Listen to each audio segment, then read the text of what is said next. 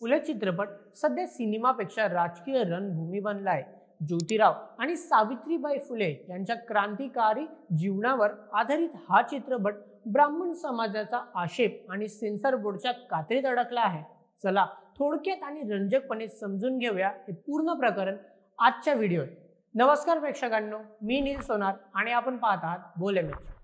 फुले चित्रपटाचा ट्रेलर येताच ब्राह्मण संघटनाने आक्षेप घेतला, कारण त्यांच्या मते चित्रपटात ब्राह्मणांना खलनायक दाखवतोय, हा जातीय तेढ वाढतोय असा आरोप करत बंदीची मागणी झाली।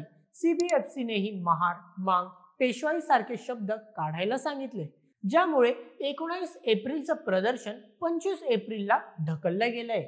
फुले यांनी जातीवाद विरुद्ध लढा दिला, पण 2025 मध्ये त्यांचा चित्रपटच जातीच्या वादात अडकलाय, हीच विडंबना। आता जाणूया अनुराग कश्यपच्या समस्या प्रधान कमेंट बद्दल।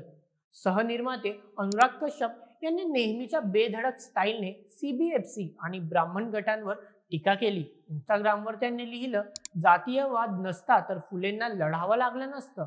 पण एका युजरच्या ब्राह्मण तुमचे बाप कमेंटला कश्यप यांनी ब्राह्मणांवर मी मुतणार असं आक्षेपार्ह उत्तर दिलं। बस मग आगीत तेल, देशभर टीका, FIR ची मागणी आणि कश्यप यांच्या मुलीला धमक्या मिळाल्या। 19 एप्रिलला त्यांनी माफी मागितली, पण वाद थांबेना। आता समजूया ब्राह्मण समाजाची बाजू काय आहे। ब्राह्मण गटांचं म्हणणं आहे की चित्रपट एकतर्फी आहे आणि त्यांना खलनायक ठरवतो। फुले यांच्या सुधारणाचा फायदा ब्राह्मणांनाही झालाय असा दावा त्यांच्या सोशल मीडियावर झाला।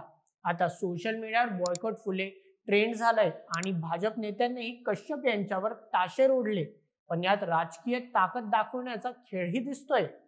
आता प्रश्न पुन्हा हाच की यात सिनेमाचं स्वातंत्र्य कुठे आहे? फुलेच्या वादाने सिनेमाच्या स्वातंत्र्यावर प्रश्नचिन्ह उभं केलं।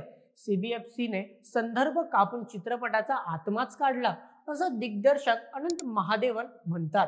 जर फुले यांच्यासारख्या समाज सुधारकांवर चित्रपट बनवणं इतकं कठीण असेल तर सिनेमाचं खरंच स्वतंत्र आहे का, की फक्त राजकीय आणि सामाजिक दबावांचा बळी आहे? तुम्हाला काय वाटतं? हा वाद चित्रपटाला फायदा करेल की नुकसान करेल?